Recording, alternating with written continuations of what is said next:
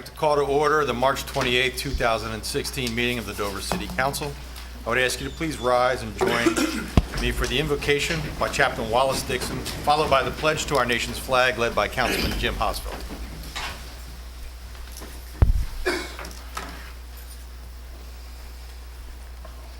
Shall we pray? Our Father and our God, we thank you for how you've watched over our city and the members of this council. We ask you to be in the presence of this council tonight as we do business for our city. And we'll give your name a praise. In Jesus' name, amen and amen. I pledge allegiance to the flag of the United States of America and to the republic for which it stands, one nation, under God, indivisible, with liberty and justice for all.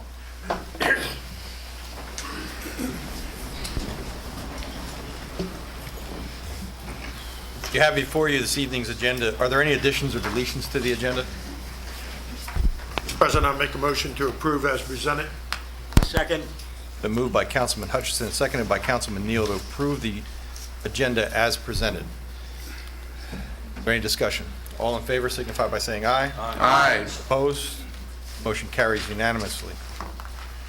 Now we have before us the consent agenda. Those items on the council agenda which are considered routine and non-controversial are marked with an asterisk and will be acted upon by a single roll call vote of council. There will be no separate discussion of these items unless a member of council so requests, in which event the matter shall be removed from the consent agenda and considered a separate item. What is the pleasure of council? Move to accept the consent agenda as presented. Second. Been moved by Councilman Sudler and seconded by Councilman Neal to accept the consent agenda as presented. Any further discussion? Madam Clerk, please call the roll. Mr. Anderson? Yes. Mr. Sudler? Yes. Mr. Neal? Yes. Mr. Lewis? Yes.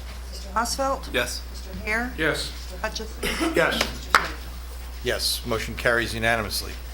Item 2, presentations of the awards by the Downtown Dover Partnership for the St. Patrick's Day Parade. I'd invite Bill Neaton, the Economic Development Director for the city, to the podium, where I will join him to present the awards.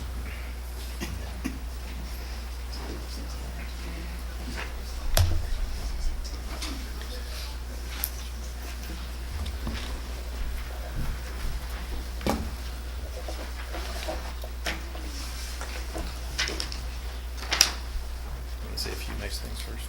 Sure, go ahead and say a few nice things. Go ahead. This was another wonderful parade. We had about 60 participants in the parade and literally thousands of people downtown, and everybody had a good time. Everybody was well behaved, and we truly enjoyed it, and we look forward to it every year. Thank you. For the record, Mr. Neaton handed me a list, and I have to use a list that has much bigger type on it, so you can have your list back, all right? Hold on.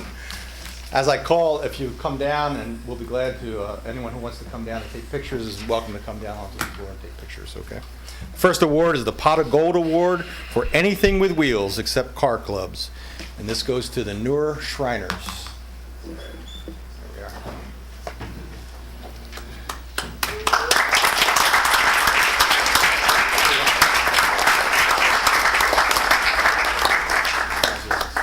Give me on TV that way. It's in there, and then your friend's taking your picture here. All right. Good? All right, thank you. The Rainbow Award for car clubs, Southern Delaware Jeep Club.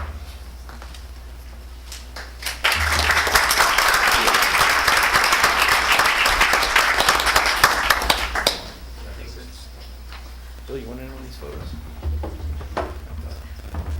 Thank you.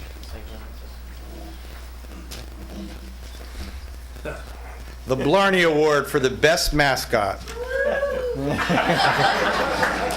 I think it's Wally the Secretary Work Cohen. Wally the Work Zone Warrior by Del Dot. And it's a great pleasure to have Secretary Cohen here. Thank you. And Pam Lilly, who really does all the work there, right? That is correct. It's our first one. Our first one?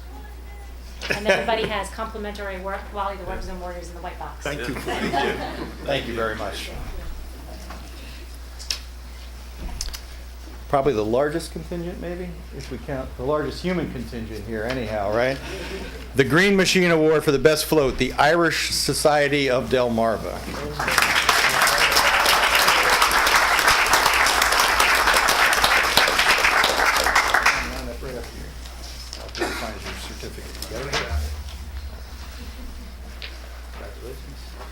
There we go. Why don't you hold up? Can you see them all? Yeah, we need a wide angle on them.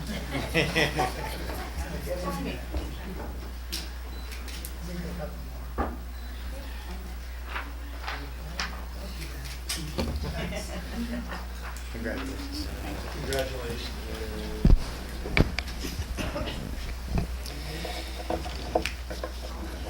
The Aaron Award for the Best Animal Large category, Delmarva Chapter, American Mustang and Burro Association.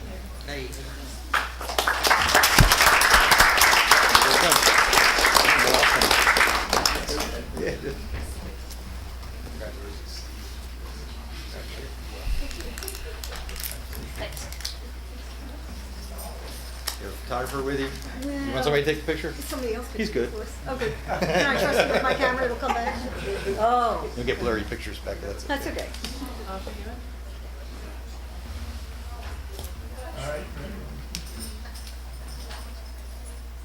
All right. Thank you very much. Thank you.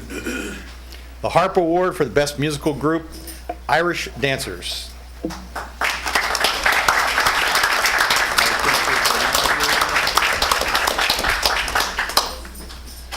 Irish Dancers are here.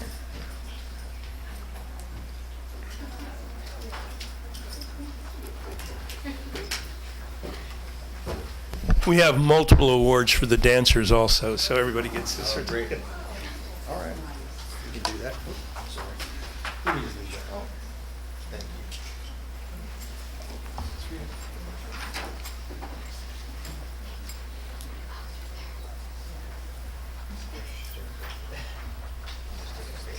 That's me, I'm Hester. Yeah. These folks dance together in the Schwarzenegger. Yes, yeah.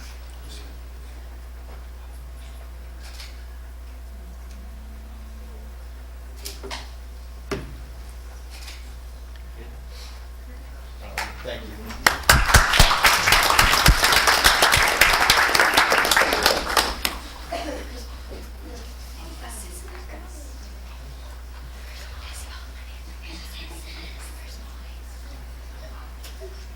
The Emerald Isle Award for the most authentic Irish theme, Irish Mikes.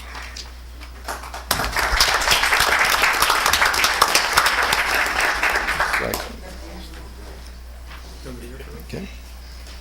Leprechaun Award, Best Brigade Marching Unit, Dover Fire and Police Pipe Band.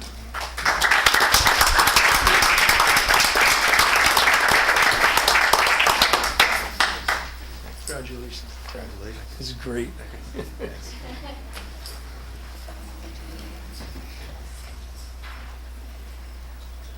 Oh, I skipped one. Aaron Award, Best Animals Small, Greyhounds in Green.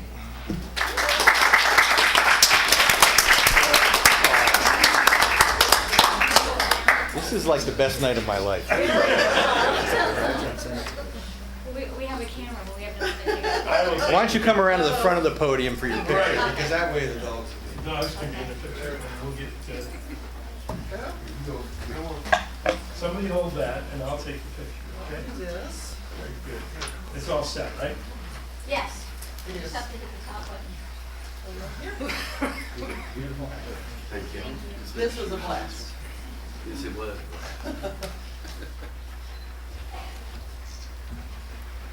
Let's get another one here just in case. And Woody's behind us there. Beautiful. All right, very good. Thank you. Congratulations, guys. Thank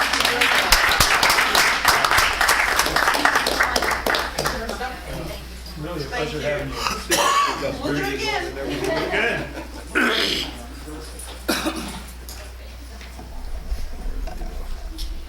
The McNamara Award for the Best High School Marching Band, Dover High School Senators Band.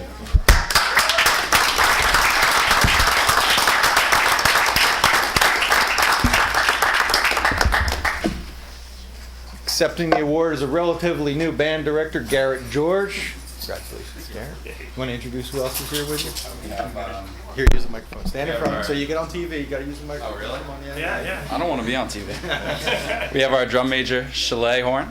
We have Joanna Ridley and Christina Trice. You guys are going to take a picture with these guys,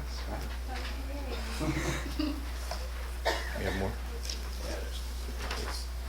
One short. You guys can share. You want a picture?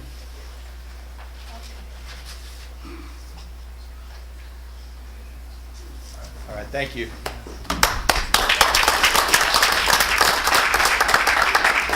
The Shamrock Award for the Best Adult Band, Delaware Tech Drumline.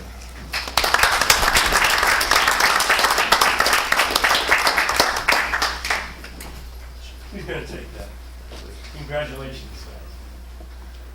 Congratulations. Who's got an iPhone? All right.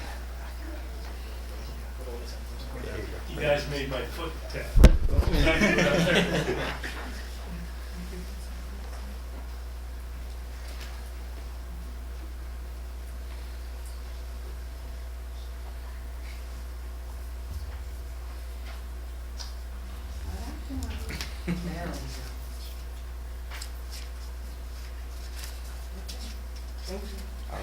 Thank you. All right, thank you, Christine.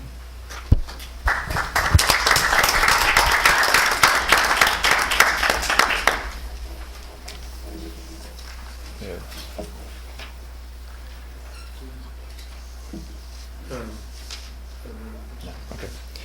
And finally, we have the judge's favorite, the Citizens Hose Company.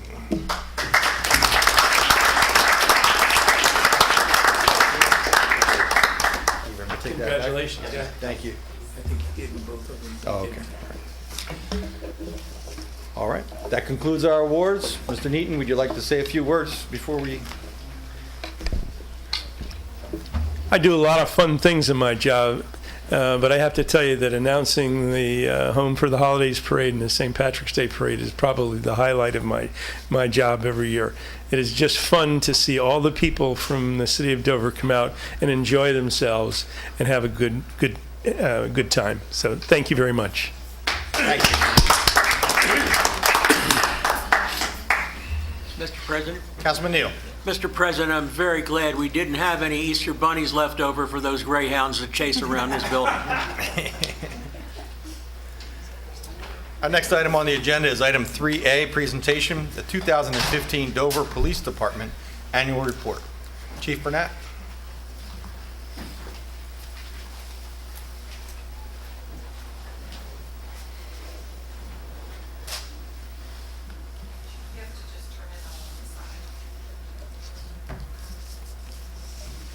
You want to pull that microphone down just a little bit.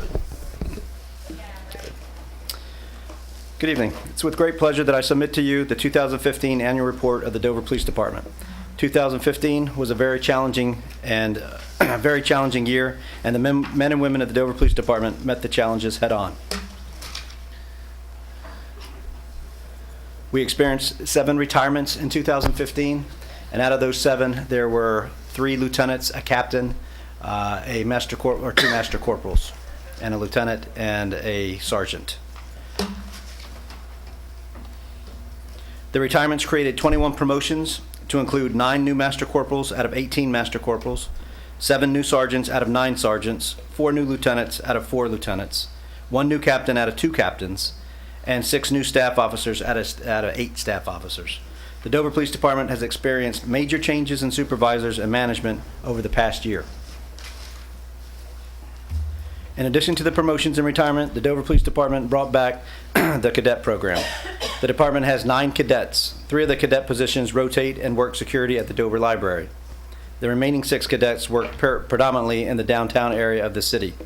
The cadet program was fully funded by grants for 6 cadets through June of 2017. The other 3 cadets are provided by the city library. In 2015, the city of Dover experienced the most homicides in the history of the police department.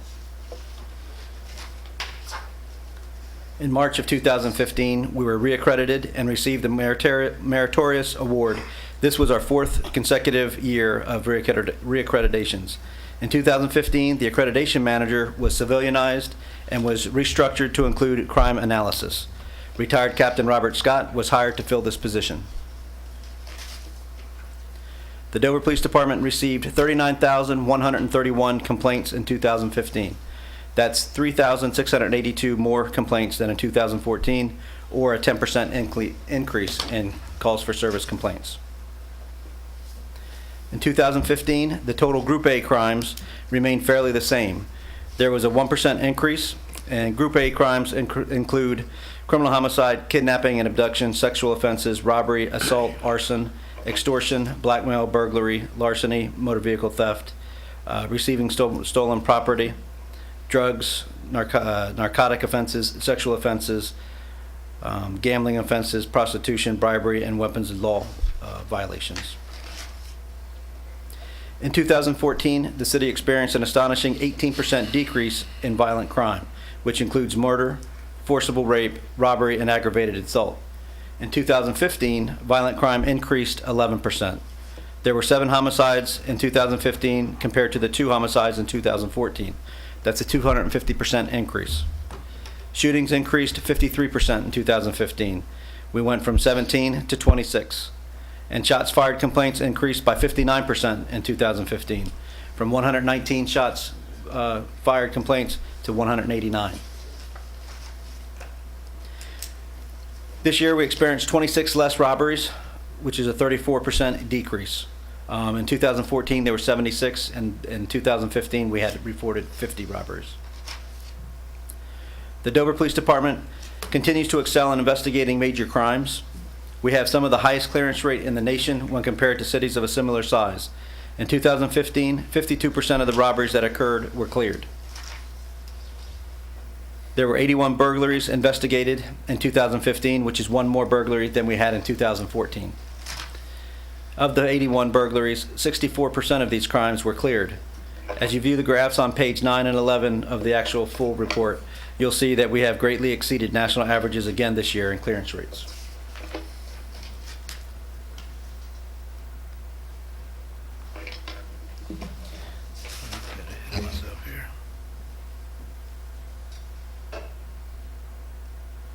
Excuse me 1 second. Okay. It has long been the philosophy of the Dover Police Department that a very large percentage of crime in Dover is tied to illegal drugs. This year, the Drugs, Vice, and Organized Crime section saw a decrease of 38 cases for a total of 1,688 proactive cases involving drugs and counterfeit merchandise.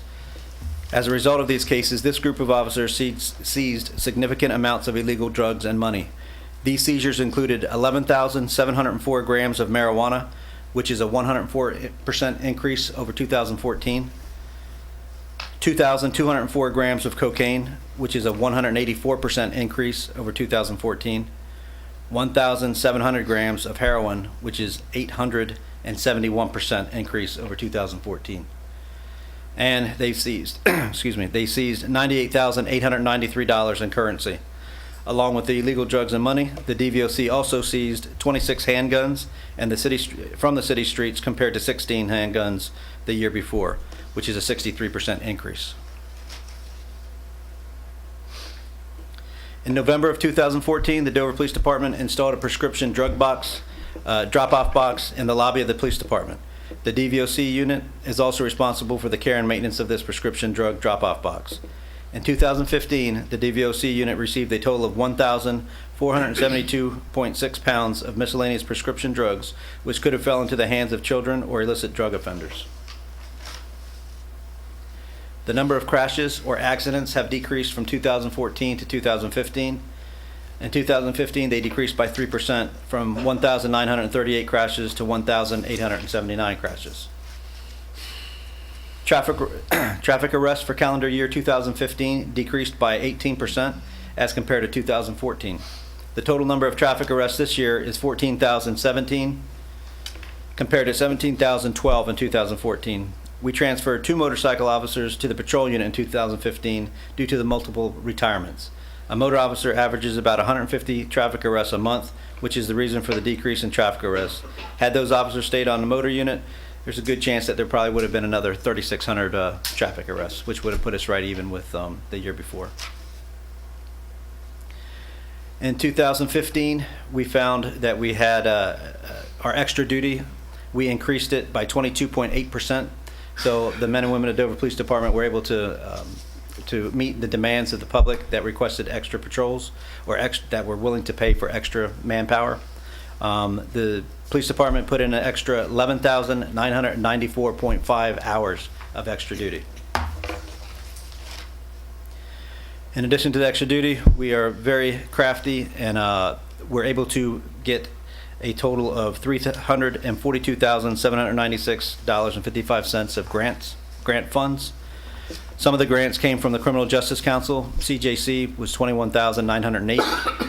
State Law Enforcement Assistance Fund, or SLEAF, as it's known, there was $35,959.57. Emergency Illegal Drug Enforcement, or EDI, grant, $11,330. Office of Highway Safety was $46,150. State Aid to Local Law Enforcement, or SALLY grant, was $19,266. Violent Crime Fund grant was $64,000. The Edward G. Byrne Memorial Justice Assistance Grant, or JAG grant, was $33,275. Our federal forfeiture funds for 2015 was $79,856.55. Again, so the grand total of grants that we received in 2015 were $342,796.55. I would be remiss if I didn't mention the outstanding employees we have at the Dover Police Department. Two that really stood out of Dover's finest received Officer and Civilian of the Year in 2015. PFC James Johnson proved his outstanding work ethic and natural instincts by making several quality arrests. Along with his large caseload, he still maintained a large number of traffic arrests. During this time, he was also promoted to PFC and became a member of the SORT team. It was also during this quarter that PFC Johnson proved his ability to thrive under pressure by administering CPR to a toddler. It was his efforts that ultimately saved the life of this child. Records clerk Kelly Morgan continued to maintain the attendance and payroll records impeccably with a strong work ethic. Kelly displays a positive attitude, which is demonstrated in training new employees on the ADP system and cross-training amongst other employees in the records unit. In closing, please take the time to review this report in its entirety, since I have only taken the time to highlight a few specific areas. As Chief of Police, I am very proud of the hard work and dedication put forth by my co-workers, the employees of the Dover Police Department. I can say without hesitation that the men and women of the Dover Police Department will continue to serve the citizens of Dover with the utmost professionalism and make the city of Dover a safe place to live, visit, and shop. And that concludes my 2015 annual report. If you have any questions. Thank you, Chief Burnett. Questions for Chief Burnett? Councilman Neal. Actually, it's a comment, and I want to congratulate your community police officers who've done a remarkable job. We constantly come in, meet with them when we meet with different communities who have problems, and I think they've just been outstanding, and I want to applaud them specifically, even though they may not even be mentioned in your report, but they do a great job. Thank you very much. Other comments or questions for the chief? Councilman Anderson. Thank you, Mr. President. I also want to thank the City of Dover Police Department for its many efforts at community outreach.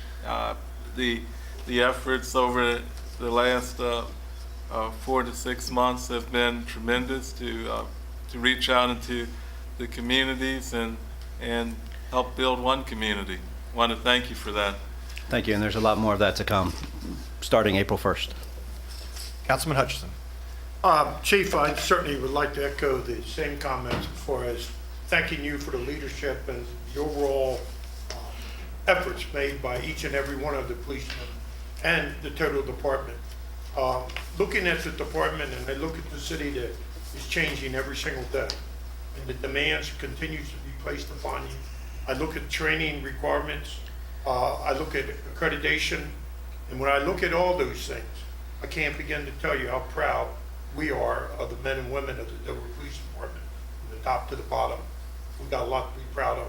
Got a lot of work to do, and I look at the demands that's upon you every single day, and I thank you for what you do.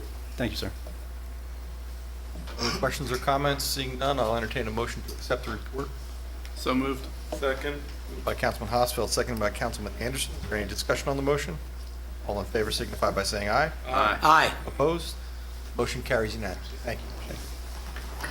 Item 3B is a presentation of 2015 Planning, Inspections, and Recreation Annual Report. Invite Mrs. Anne Marie Townsend, Director of Planning and Community Development, to the podium for the presentation. Okay, they have me on a timer. I hear I'm long-winded. So 2000, if it's going to work. Why isn't it clicking? What did you do to it, Paul? There we go. All right. Planning and Inspections Department and the Parks and Recreation Department. What do we do? Planning and zoning review, building inspections and plan review, fire inspections and investigations and fire plan review, licensing and permitting, and in Parks and Recreation we do athletic leagues, fitness classes, recreation programming, a number of special events. 2015 highlights. 2015 was the year that we were designated as one of the first 3 downtown development districts. There are 2 pictures on the screen of when Governor Markell came first in January to make an announcement of our designation, and then in September to celebrate the completion of the first 2 small projects. These were actually, I believe, also the first 2 small projects in the state.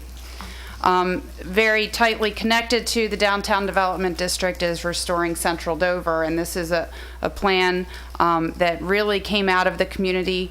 It has been led by NCAL and has really made a point to include all facets of the community. The police department is there representing the city. I am there, Tracy Harvey from the community development standpoint, and Bill Neaton is there also on behalf of the city. So the city is well represented, but it is also very much a community-driven group. So these are just a couple of the pages just to give you a sense of the degree of analysis of our land use patterns, building conditions, crime statistics, and everything that went into this. And it really is kind of our roadmap forward on how we address the challenges downtown. So we already have some success stories. The top right of the screen is the Gray Fox, and that was one of our small projects. Just below that is a new home that was built on the corner of Mary and West Street, and as I understand it, it has now a new homeowner that will be moving into it. And then you have some of what Habitat is doing on South Kirkwood Street. That is one of the large projects. They are building 5 houses on South Kirkwood Street. They're currently on the 4th. And then when they are finished that, they have 5 houses they're going to do on the unit block of North New Street. So we're really looking at some transformational changes there. Also, as a part of Restoring Central Dover and the Downtown Development District, we've really formed a very strong, cohesive partnership among a lot of the housing providers, including NCAL, Milford Housing Development Corporation, and Habitat, and they're working together to strategically place new home ownership units throughout the downtown. So they're working block by block, but we're looking at Habitat serving people that are at about 60% area median income, up to the other groups will go up to 120% of area median income. So we're really looking at an economically diverse downtown. We also saw a lot of progress at Garrison Oak Technical Park, Uzanuts, and the Garrison Energy Center open, and we completed the infrastructure. Again, our department didn't do that, but we oversee a lot of the construction. We've seen a lot of redevelopment along 13, Farley Plaza and Uno Plaza, Winter Ford at the south end of town, Winter Subaru at the north end of town, and you can see if you drive by on Route 13 now, we're getting very near completion at the old Walmart. Institutional uses, we have the optics building at the Delaware State University campus, and Booker T. Washington improvements were completed in late 2015. Building permits, the good news is a lot of our indicators in this area are looking good. Our Building permit numbers went up. We were near 2,000 permits last year, and that's up from about 1,700 some. Additionally, we went from 44 new homes up to 60. So that, those things are moving in the right direction, and that is continuing into 2016.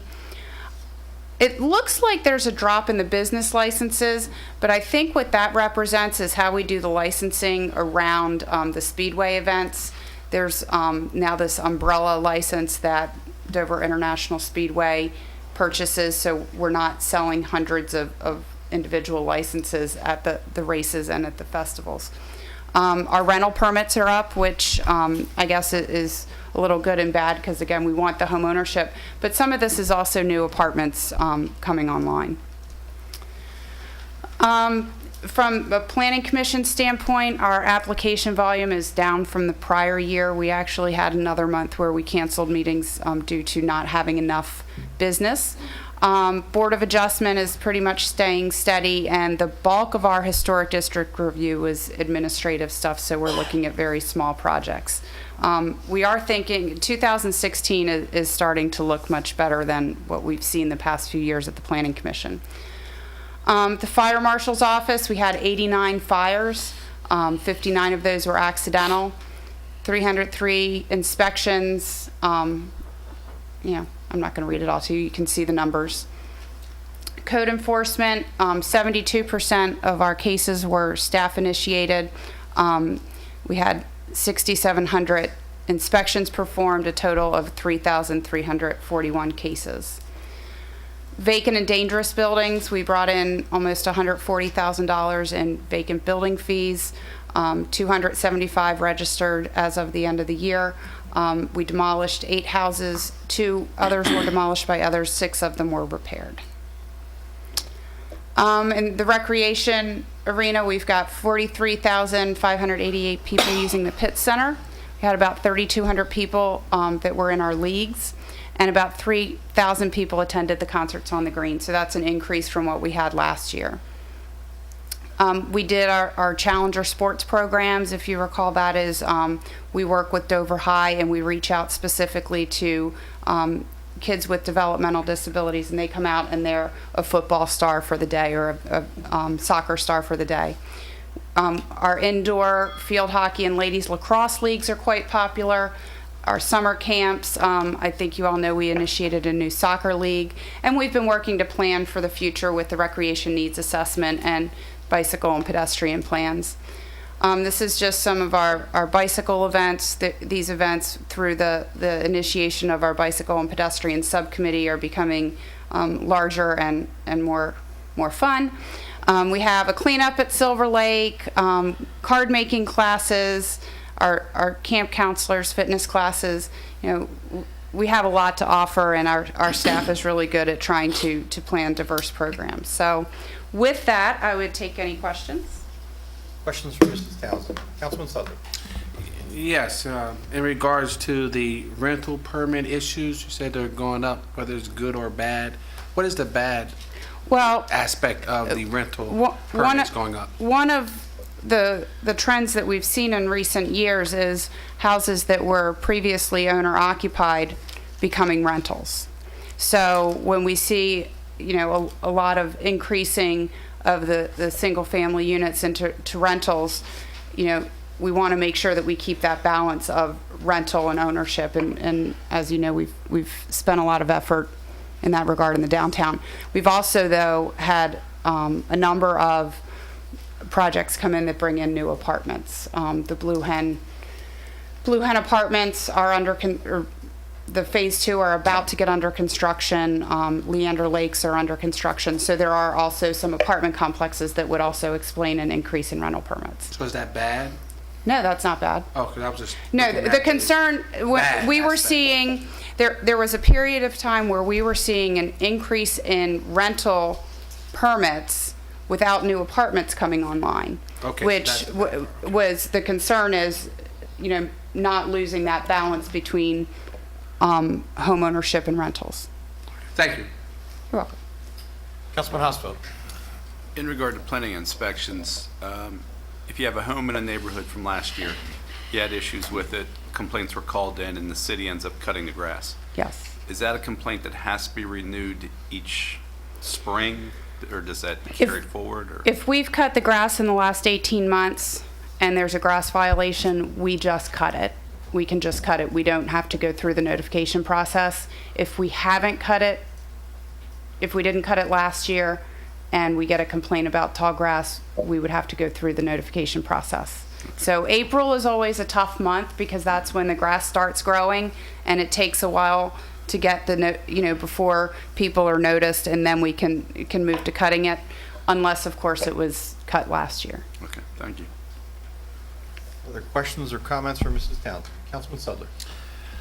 Currently, we have, 2 to 3 code enforcement officers, correct? There's a total of 5 code enforcement officers. There's a supervisor, 1 who is assigned to vacant buildings, and then 3 that have a geographic area of the city. Okay.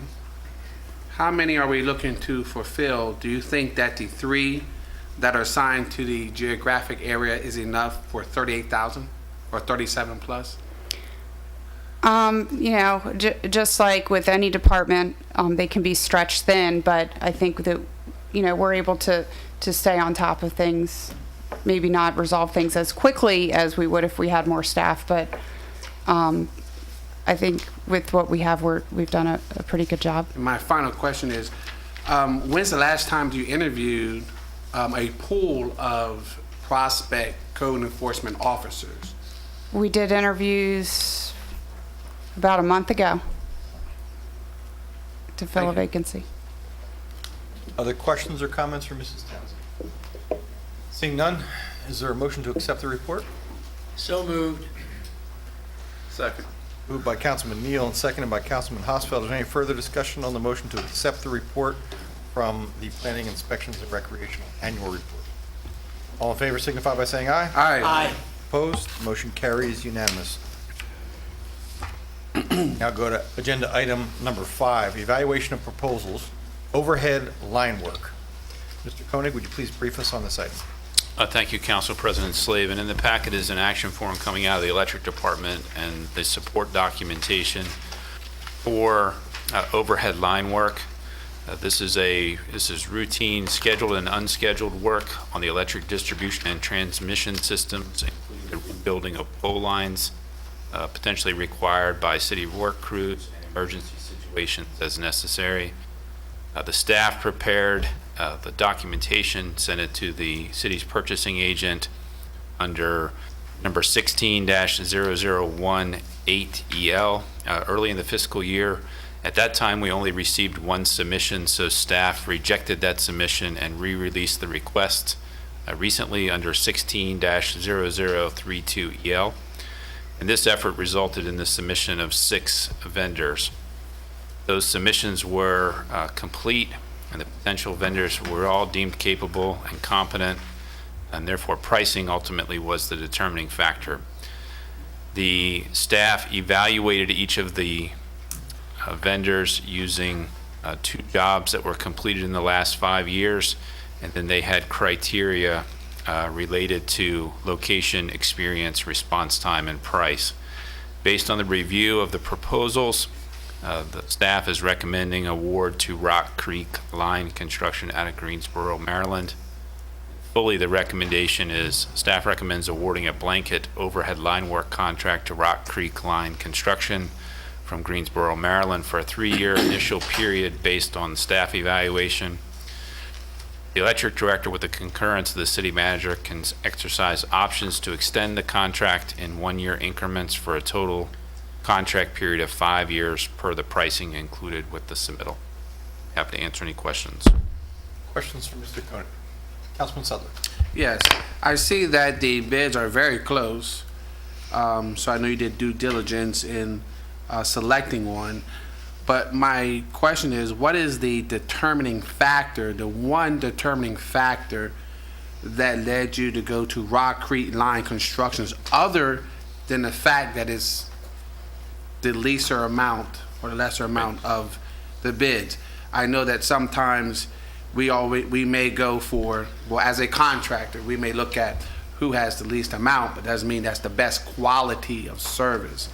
So I'm just interested in what was the determining factor in the differential advantage between the three that the one had. Exhibit A is the evaluation matrix that staff used, and it identifies the 4 areas of scoring, including price. If you look through that matrix, Rock Creek Line Construction, it appears from just a quick glance, scored better than the other components on most of the categories. So they achieved a total score of 86 by the staff evaluation. And then when they actually priced out the jobs using a completed project, they also came in at the lowest price. So that was the evaluating criteria that staff used. Thank you. Other questions for Mr. Koenig?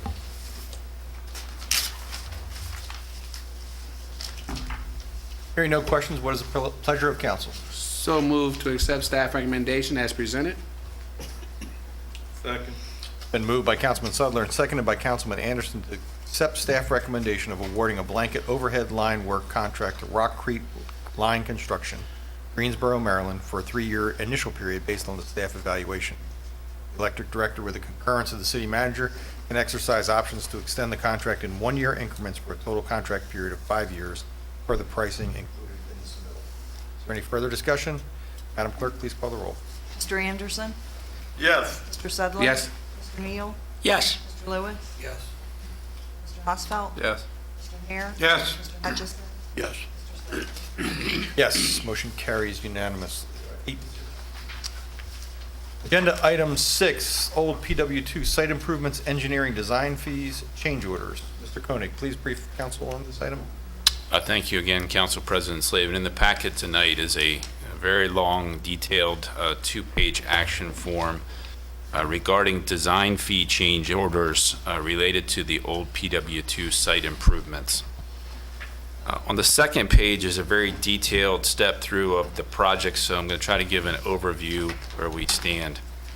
This old PW2 project is wrapped in a number of different other discussions, including the upgrade of the tar ditch stormwater system. So the old PW2 property is located at the end of Water Street along the riverfront, and the tar ditch stormwater interceptor runs through the center of the city, down near State Street across the hospital property, and then extends eastward all the way to the river.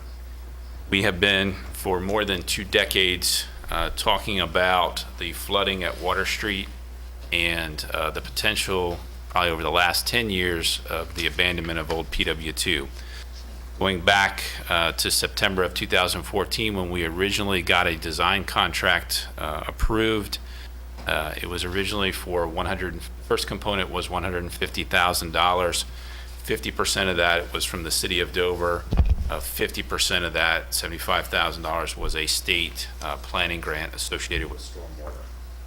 The second component of that initial design contract was included in the next budget submission, which brought that component of the design to $265,600. From that time, we have executed to date 2 change orders, amendment number 1 and amendment number 2 for design fees, totaling a little over $81,000. Those changes relate to things that have happened since design began, including the need to flood-proof the well at the bottom of the old PW2 road, so that it can be continued to use in the future and would not be subject to flooding at I think it is the 100-year flood level that we're talking about. Those design fee changes also included upgrades to the culvert crossing South State Street because we had to meet bridge design specifications according to the Department of Transportation because of the size of the stormwater culvert crossing South State Street in the vicinity of South Street. In addition to this, by abandoning old PW2, we have to move certain storage and operational activities from old PW2 out to the backside of Schutte Park. That includes our street sweeping debris that was previously stored down at old PW2, a number of pieces of equipment storage, old scrap storage related to construction projects or even grounds projects like bricks, Belgian block. We currently store our sand and salt for wintertime at the old PW2 site. Our grounds crews and their associated equipment has been stored down at old PW2. Our lawnmower maintenance, things like that, have been in areas of PW2, and our greenhouse is currently located down at PW2. So the second component of the project was called Schutte Park portion. It had a design fee that we executed earlier this year in the amount of $214,500 in accordance with the budget documents.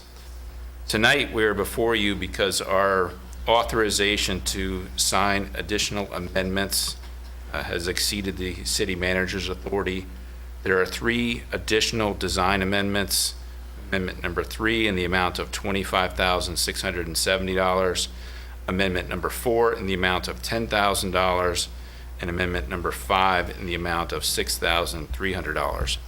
These 3 amendments incorporate the final activities necessary to prepare the construction package and send this project to bid. During the design phase, the state, under Rick Green and a couple of divisions of DNRAC, has been providing additional sampling analysis of the proposed alignment of the new stormwater channel. So they have been analyzing soil samples for us because a portion of old PW2 is a voluntary cleanup site for former disposal activities where we actually went through a closure process with the Department of Natural Resources. So there is old landfill areas that we will be crossing that we have to take into account as we prepare the bid documentation. We are preparing a health and safety plan related to this project because it will reduce the number of unknowns as we enter into the bidding phase and construction phase of the project.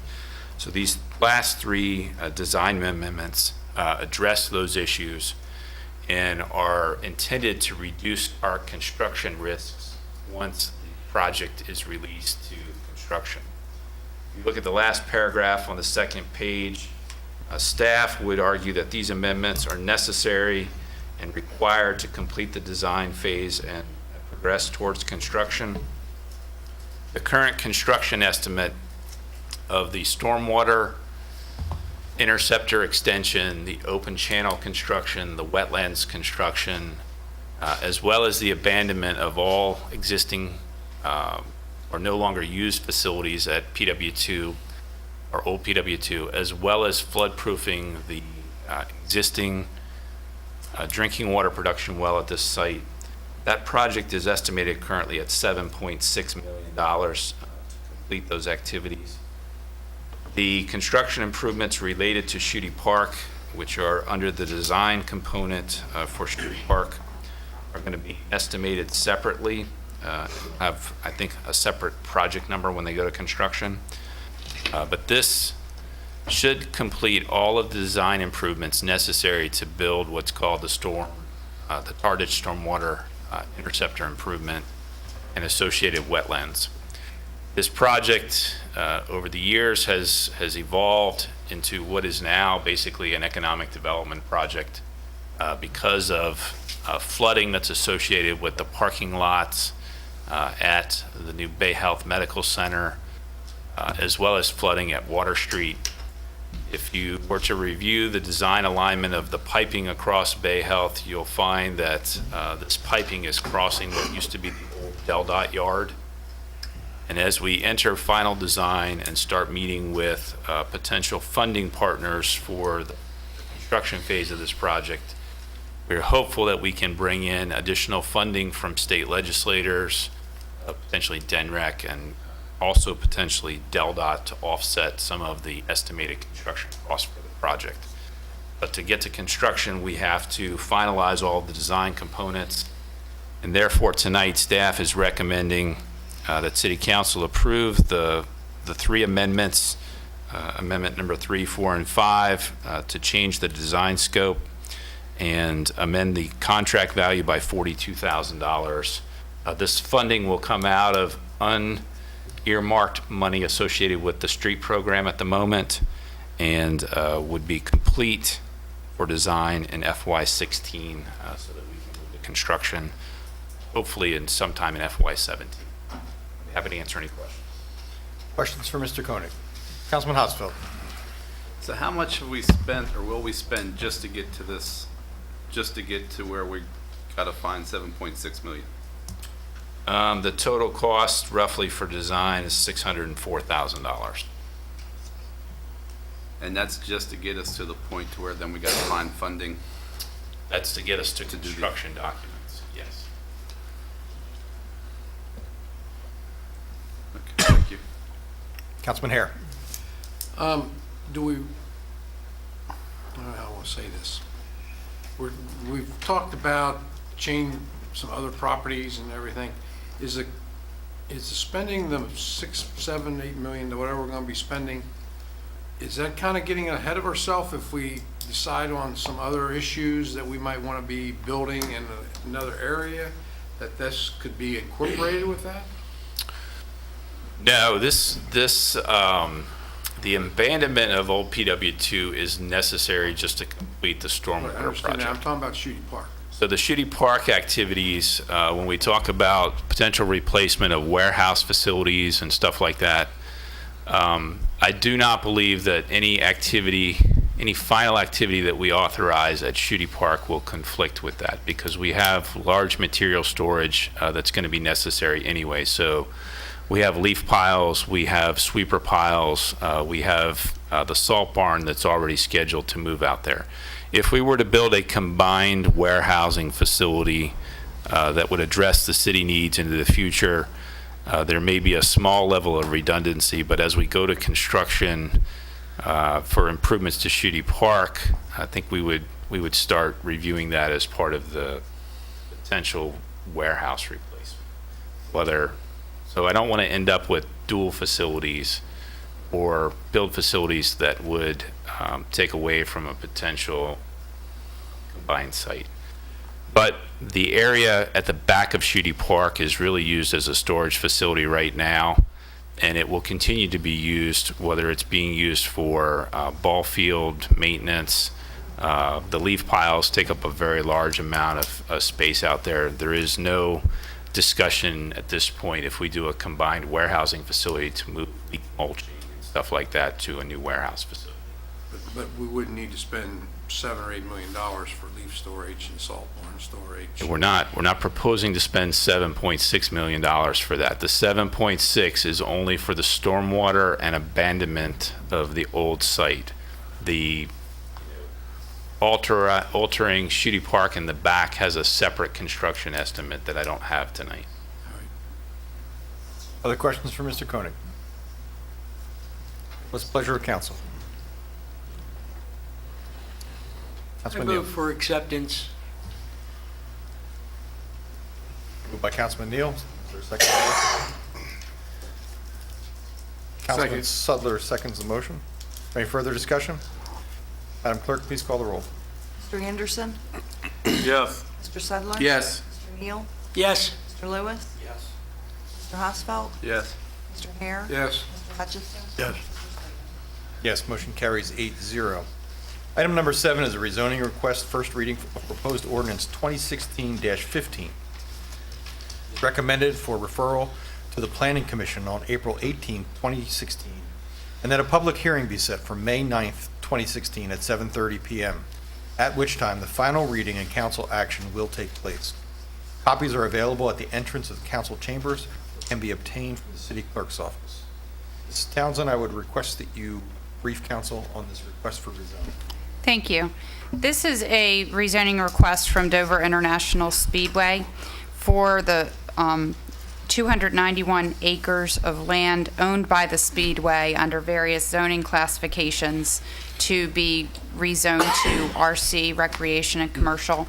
This is consistent with the work we've been doing with the Speedway as we're working toward annexing the balance of their properties.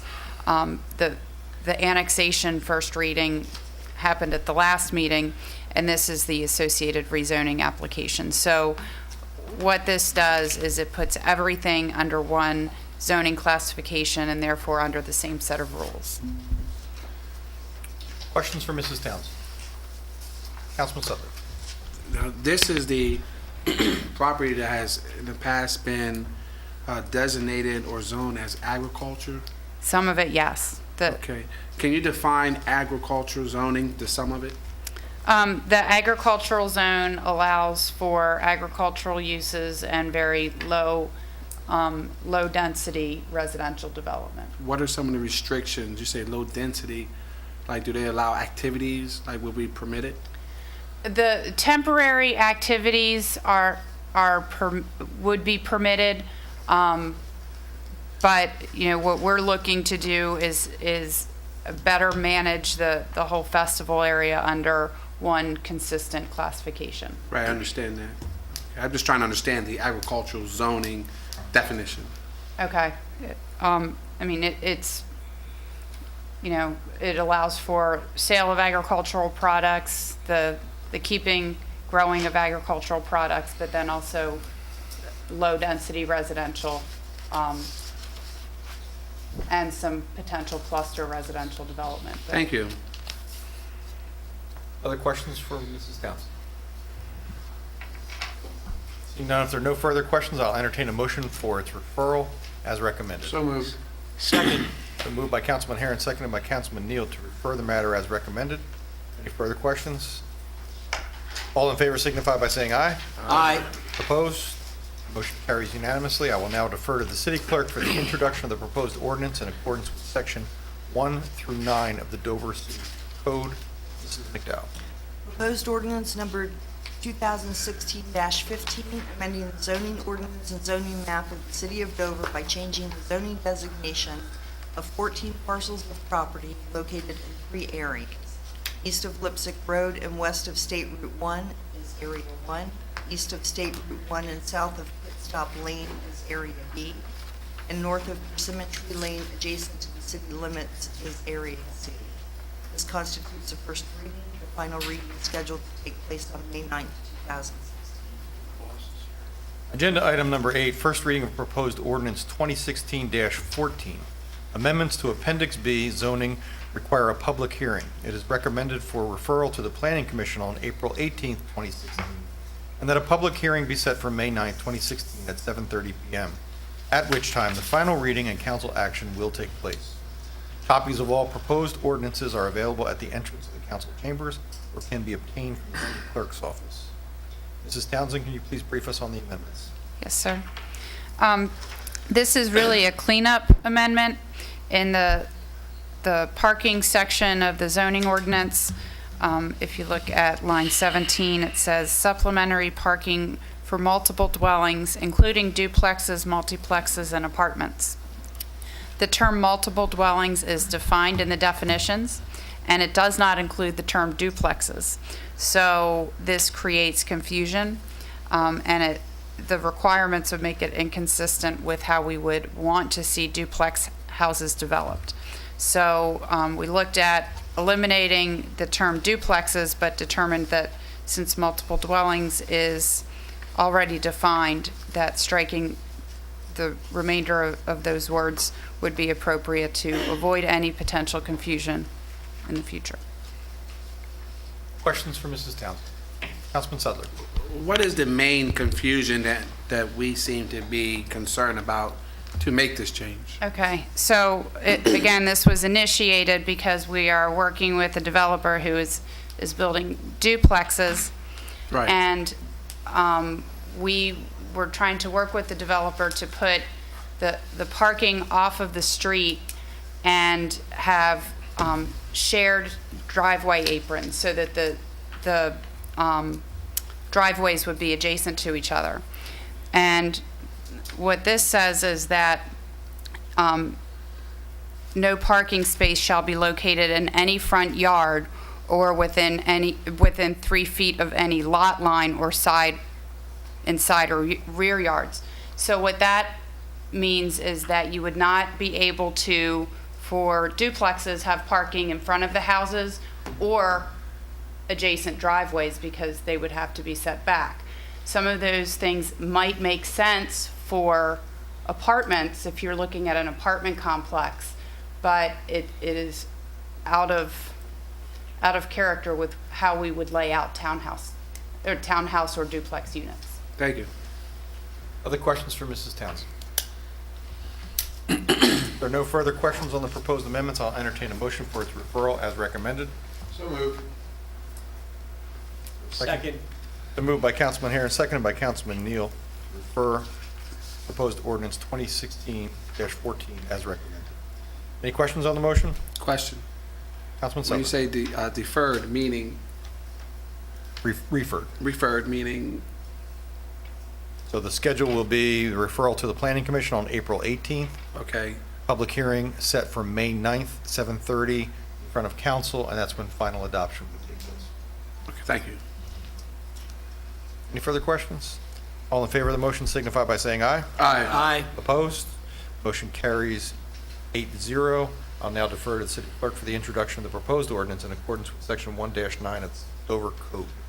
Proposed ordinance number 2016-14, amending Appendix B zoning, Article 6, off-street parking, driveways, and loading facilities, Section 5, supplementary regulations for parking and loading facilities, subsection 5.3, supplementary parking regulations for multiple dwellings, including duplexes, multiplexes, and apartments. This constitutes the first reading. The final reading is scheduled to take place on May 9th, 2016. Agenda item number 9 is the final reading of proposed ordinance 2016-11. The first reading of the ordinance was accomplished during the council meeting of March 14, 2016. Copies are available at the entrance of council chambers. First, I will entertain a motion to consider the final reading by title only. A So separate moved. motion will be necessary for its adoption. So moved. Moved by Councilman Sudler, Second.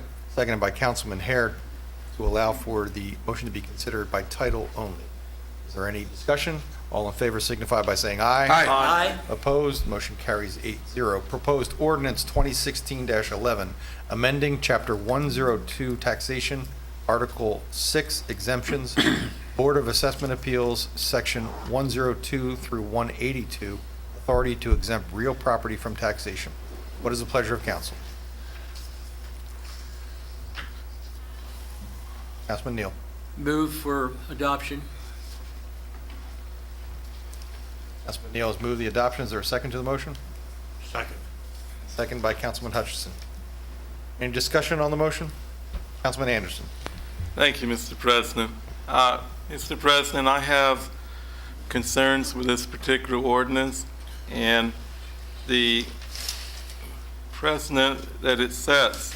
It removes a very important power from City Council, and that is the waiving of delinquent taxes. That's waiving taxes without us knowing how much, without us having any input or review of that.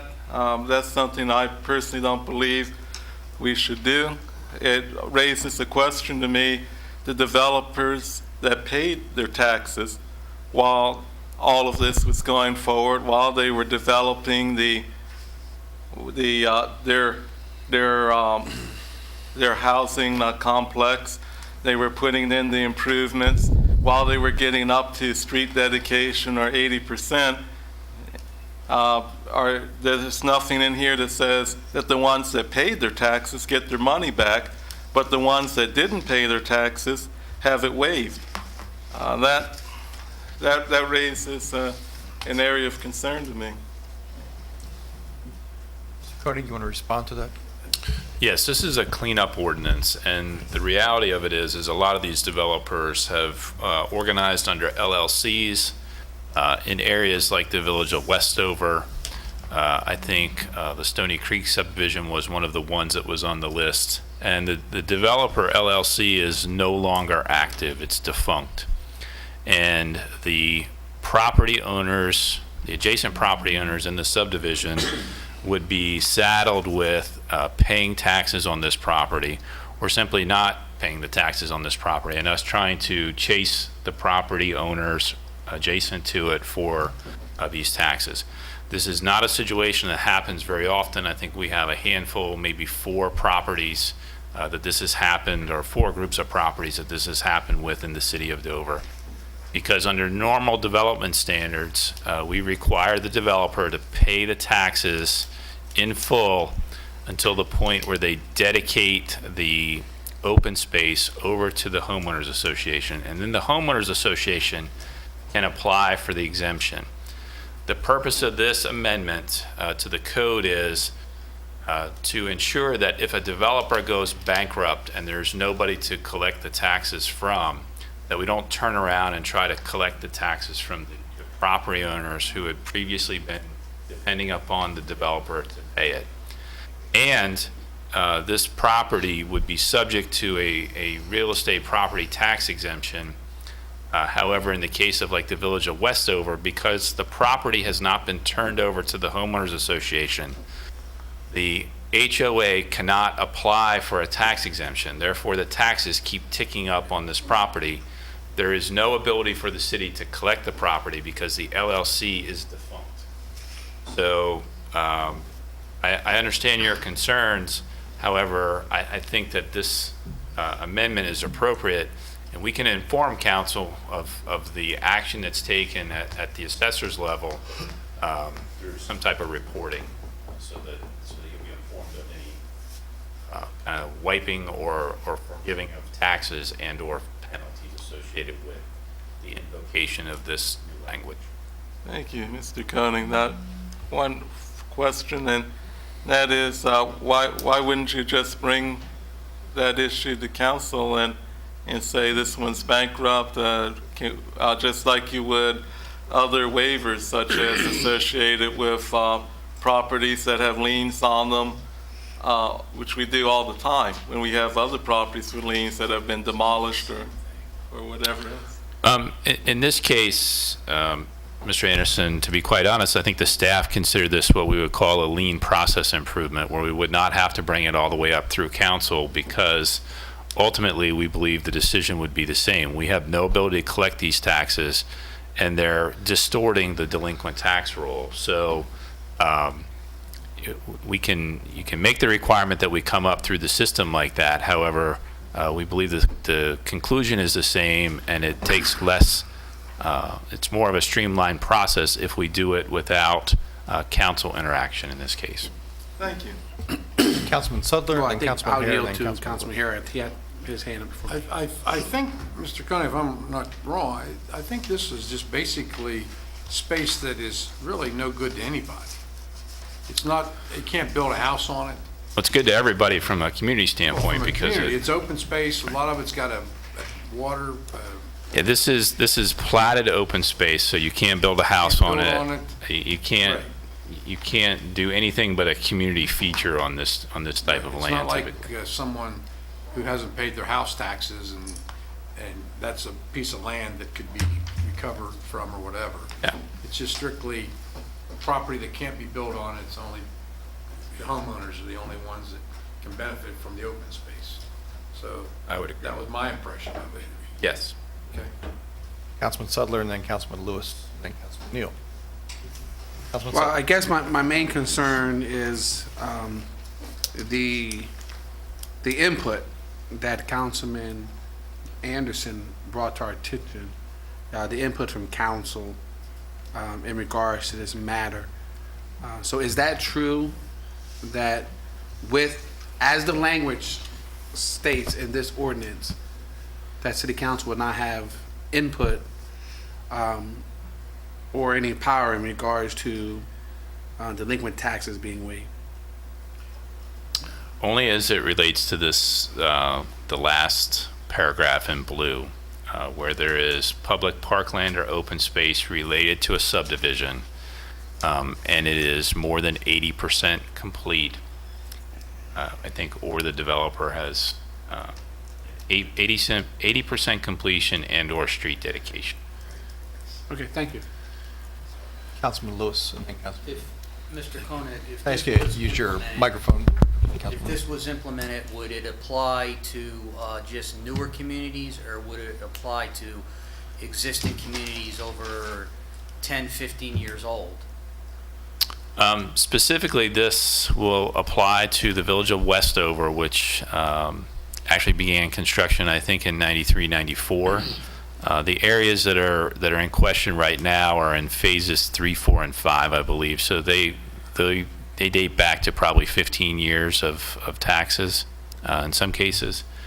Would include the stormwater management area in Stony Creek, which was built, I want to say, probably close to 20 years ago. And the developers LLC did not continue, so it's still a piece of open space land, in this case where the stormwater management function was constructed. There is some land associated with First Flag, which was also a Rubino community, I think near Mifflin. I can't hear. Heatherfield. Heatherfield East, I'm sorry. Heatherfield East. And that's the subdivision that it's associated with currently. Going forward, if there was a new subdivision that came in, we do try to get the developers to dedicate the streets prior to getting the 80% done, or right at about 80%, so that we can get the streets dedicated. We can provide all levels of service to the community. In this case, this was a cleanup activity that we did that we really haven't had but a handful of examples. But on, I would say, roughly on about $500,000 worth of delinquent taxes, this activity represents about $40,000 of delinquent taxes on those pieces of open space.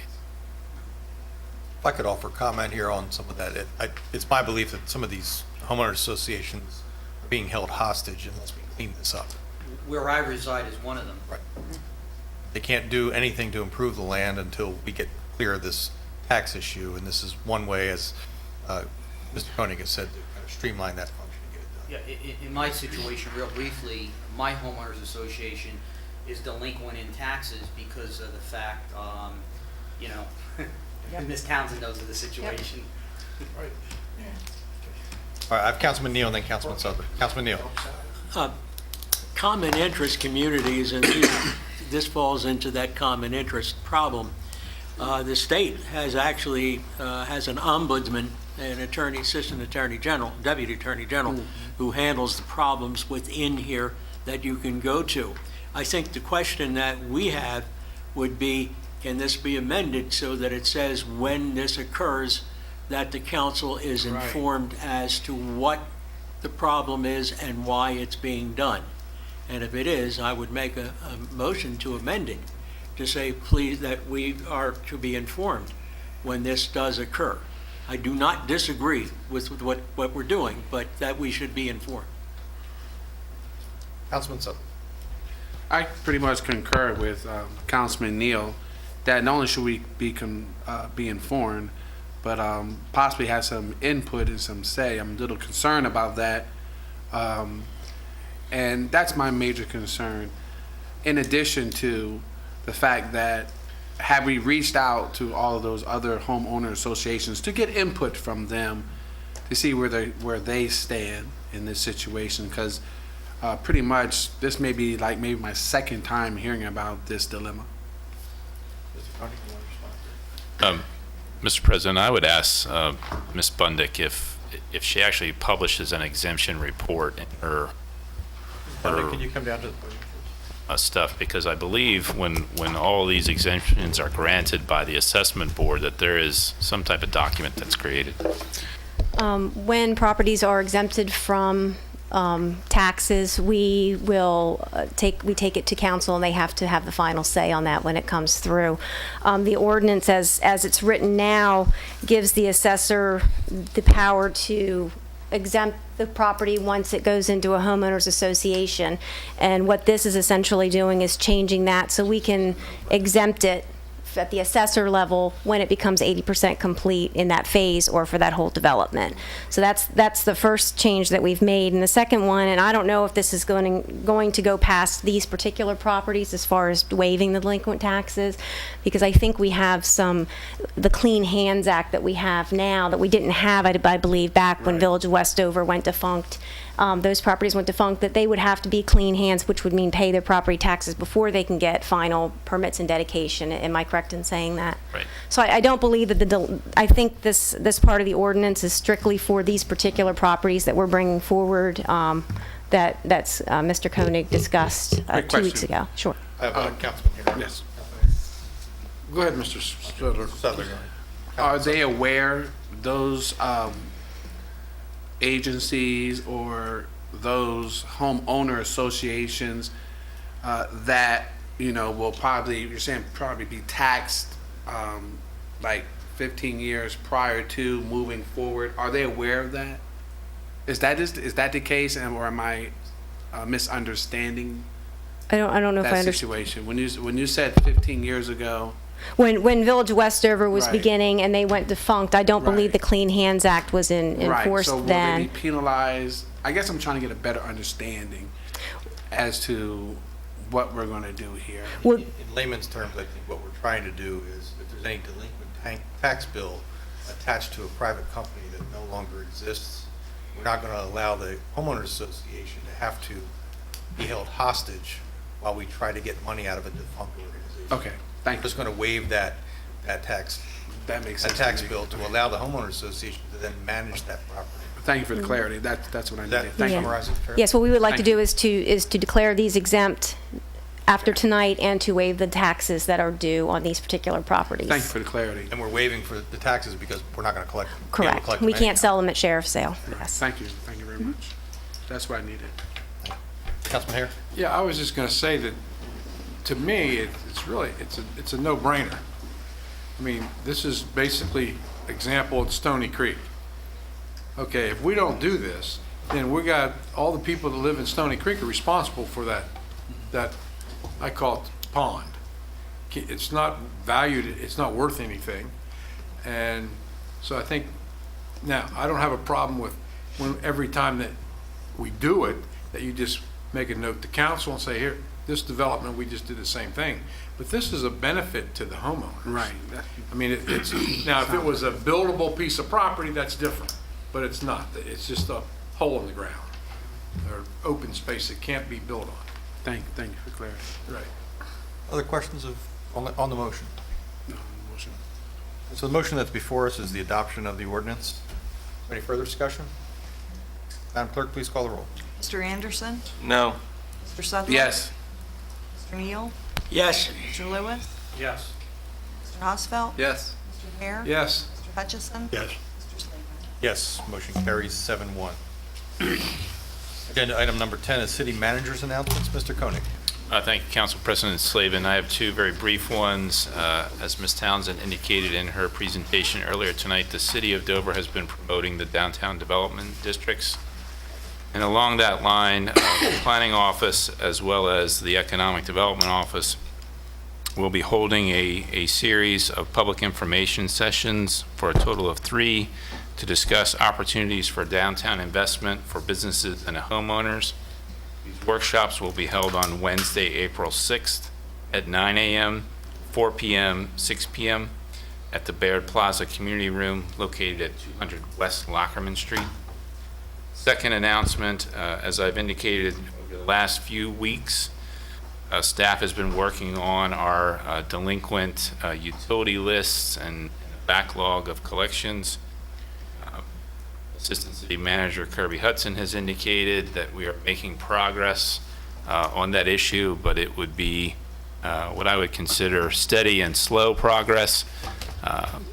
If I read my report correctly, we had a day last week which we had 356 customers on one route that did not pay their utility bill in full within the 21-day window authorized in our handbook. So we're making progress, but on certain routes, we're having a lot of difficulty getting people in a payment window. So that was the worst of the bunch, but we have been making a significant amount of progress on the delinquent list, and we're going to continue to encourage our customers to get into the 21-day window so that their payments are on time and in full. Thank you. Thank you, Mr. Koenig. Agenda item number 11, council member announcements. I'd like to begin with an announcement of thanks. On Sunday, on Easter Sunday morning, we had a power outage in Foxhall Development, result of a police chase vehicle which took out a transformer. I wanted to extend my thanks to the police dispatcher, utility dispatcher, I'm sorry I don't have their name, and to Kay Dietz Sass, all of whom I was in communication with early that morning to get the word out. Got the word out to the representatives from the districts to see if we could use social media to our benefit. It worked. I think we headed off a lot of the questions that the constituents had, and we had crews out there working to restore power as quickly as they could so that Easter dinners were not unduly delayed. So thank you to everyone, and I would ask Mr. Koenig and Chief for that, if you could pass our thanks along to those people. Councilman Sudler. Yes, the Dover, Delaware Police Department will be hosting a community outreach spring jam Friday, April 1st from 5 p.m. to 7 p.m. on Lockman Way Plaza. There'll be a 3-on-3 basketball, music, free food, bounce house, face painting, and video game truck.